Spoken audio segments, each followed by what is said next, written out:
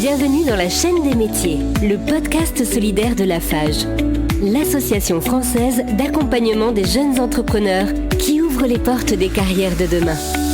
Plongez dans l'univers de professionnels passionnés, découvrez leur parcours unique, leurs défis quotidiens et leurs conseils précieux.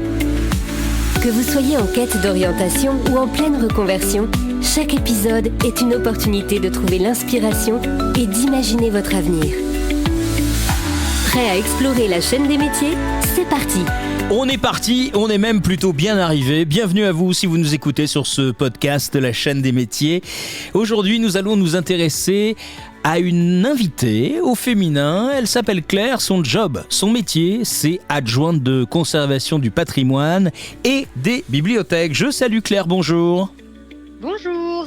Bienvenue Claire. Alors, en quelques mots, est-ce que vous pouvez nous expliquer en quoi consiste votre métier ? Je rappelle, adjointe de conservation du patrimoine et des bibliothèques. De quoi s'agit-il ? Alors, pour parler vulgairement, on va dire que mon métier, c'est bibliothécaire.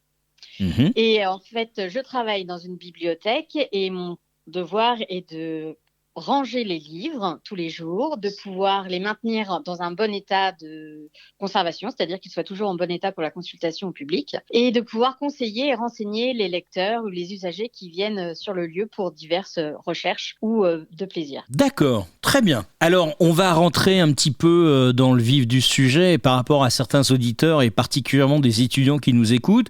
Qu'est-ce qui vous a donné à vous l'envie de prendre cette voie en tout cas, et surtout, quel a été votre parcours pour y arriver ? Alors, moi, j'ai toujours aimé la lecture et notamment la littérature jeunesse, parce que je travaillais dans le milieu de l'art. Donc, en littérature jeunesse, il y a le rapport entre le texte et l'image. Et je suis rentrée dans le monde des bibliothèques tout à fait par hasard, parce qu'ils avaient besoin d'un animateur avec un diplôme de BAFA. Et j'ai mis mon pied dans une bibliothèque de cette façon. Donc, un peu de façon atypique. Parce que vous avez fait quoi comme études ? Des études d'histoire de l'art, donc D'accord. rien à voir, entre guillemets, avec le métier de bibliothécaire. Alors, la question qu'on peut se poser, c'est à quoi ressemble une journée type dans votre métier ? Alors, ce qu'on adore faire, les bibliothécaires, c'est de ranger. Le plus important est toujours de ranger les livres, car un livre qui est mal rangé est un livre perdu. Et si quelqu'un a besoin ou a envie de le lire, eh ben, ça va être compliqué. Donc, un des premiers points, ça sera de toujours avoir une bibliothèque en ordre. Et puis après, ça va être aussi de recevoir les commandes de livres, de les équiper, de les enregistrer dans l'ordinateur, de les mettre en fait à la disposition du public. Et puis après, ça va être orienter et renseigner les usagers lorsque les lieux sont ouverts. D'accord. Ouais, le rangement, c'est primordial. C'est un petit peu comme tout à la maison. Si on range pas ses affaires, il est probable qu'on les retrouve pas. Exactement. C'est un peu le côté, on va dire, fastidieux du travail de bibliothécaire, mais important. Et puis aussi, ça va être aussi tout ce qui est animation qui se développe de plus en plus dans les bibliothèques, d'animation culturelle diverses pour donner quelque chose de chaleureux au lieu. Mais dans votre métier, par exemple, dans le domaine de la bibliothèque, pour être précis, comment on choisit les livres ? Est-ce que c'est lié à la région dans laquelle vous êtes ?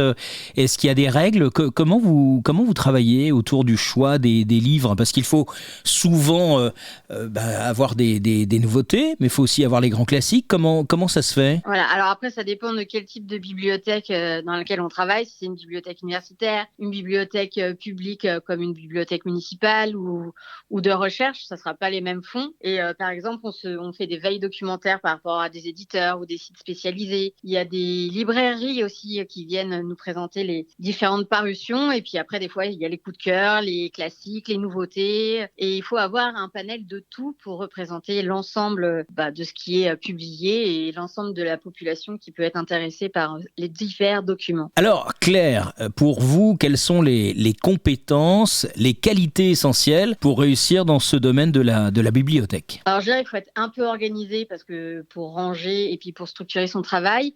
Et surtout, il faut avoir le goût du relationnel parce qu'on travaille avec l'humain. En fait, notre travail est dirigé et fait pour quelqu'un en face de nous. Donc, on doit aimer les relations humaines. Ça, pour vous, c'est une des qualités essentielles. Et en matière de compétences En matière de compétences, il faut aimer tout ce qui est culturel, avoir quand même un certain bagage culturel, aimer lire pour pouvoir au mieux renseigner et conseiller les gens aussi, que ce soit des enfants, des adultes, voilà. Être un peu curieux de tout ce qui peut se passer. Vous pensiez que vos études dans l'art allaient vous amener dans une bibliothèque ? Non, mais en étant étudiante, j'ai pas mal fréquenté les bibliothèques, donc c'était déjà un milieu que je connaissais un petit peu, on va dire.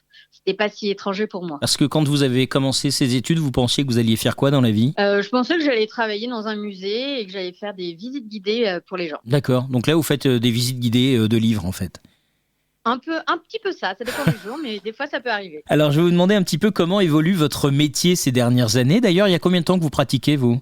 Plus d'une dizaine d'années, voire même beaucoup plus. Ah, vous êtes une grande professionnelle alors ? On va dire. Bon, quelles sont effectivement les évolutions et puis aussi quelles sont les opportunités qu'offre votre métier aujourd'hui à quelqu'un qui souhaiterait le faire ? Eh bien, en fait, c'est un métier qui est en constante évolution avec qui est nouvelle technologie. On disait que le livre n'existerait plus il y a quelques années avec les liseuses et en fin de compte, le livre existe toujours. Mais avec l'arrivée d'Internet, des imprimantes 3D, de l'intelligence artificielle, etc., il y a des voies dans ce côté-là.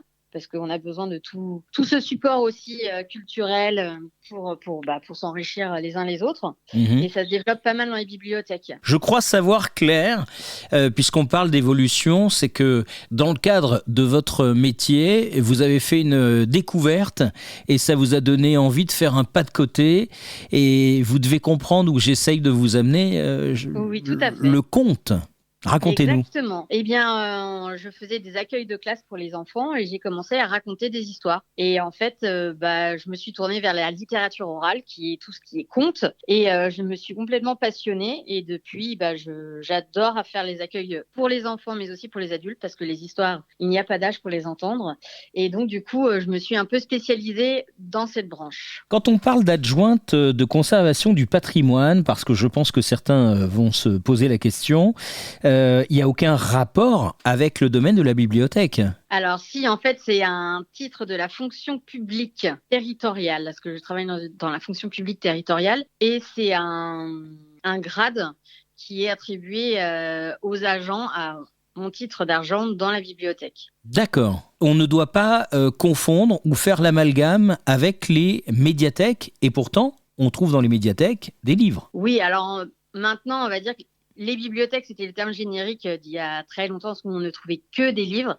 Maintenant, les bibliothèques sont plus ou moins importantes, elles vont se développer de plus en plus et acquérir de nombreux supports. Donc, les médiathèques, en fait, sont des lieux qui rassemblent tous les supports, CD, DVD, plateformes, jeux qui se développent de plus en plus dans les bibliothèques et qui souvent se fusionnent avec des ludothèques et deviennent des ludomédiathèques. Ludothèque, voilà. Claire, c'est plutôt spécialisé jeux. C'est spécialisé jeux, mais de plus en plus, on peut en trouver en fusion ou associé avec des bibliothèques ou des médiathèques. Vous conseilleriez ce métier aujourd'hui à un jeune qui est en train de faire ses cours et qui s'interroge sur son avenir ? Je lui conseillerais ce métier à partir du moment où il aime les autres, qu'il aime la culture. Et voilà, à partir de ce moment-là, je dirais il faut se lancer, tester, faire des stages si c'est possible, voir si ça correspond. Il y a différentes bibliothèques qui existent, les bibliothèques municipales de différentes tailles, les bibliothèques universitaires, etc., les bibliothèques associatives aussi, où on peut se retrouver ou pas, suivant nos attraits et nos passions. Ça me donne envie de faire votre métier, mais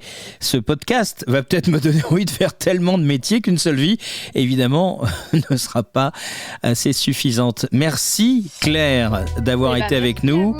Vous savez Claire, parce qu'on vous a envoyé les questions pour vous préparer, que vous ne soyez pas prise au dépourvu, on demande à chaque fois à nos invités de nous recommander une personne de son entourage qui exerce un autre métier que vous et qui pourrait partager avec nous sa passion et son expérience. Ça nous permet de ne pas rompre la chaîne. Vous êtes avec nous et la prochaine fois, quelqu'un que vous nous avez conseillé nous parlera également de son métier. Avez-vous pensé à quelqu'un en particulier ? Oui, j'ai pensé à une amie qui travaille dans l'aviation et qui est hôtesse de l'air. Ah, une hôtesse de l'air, ça c'est original. Donc pourquoi pas ? Ça me rappelle une chanson. Toute ma vie, j'ai rêvé d'être une hôtesse de l'air. Vous connaissez cette chanson ? Absolument pas. Ah, vous connaissez pas ? Ah non. Ah d'accord. Manque-moi mon répertoire culturel. Ah, c'est pas grave. Jacques Dutronc, c'est du Jacques Dutronc. Maintenant vous le savez, Claire. Je note, j'essaierai de m'en rappeler. On vous enverra le CD. Si vous avez des CD musicaux dans votre bibliothèque, vous pourrez l'écouter et vous penserez à nous.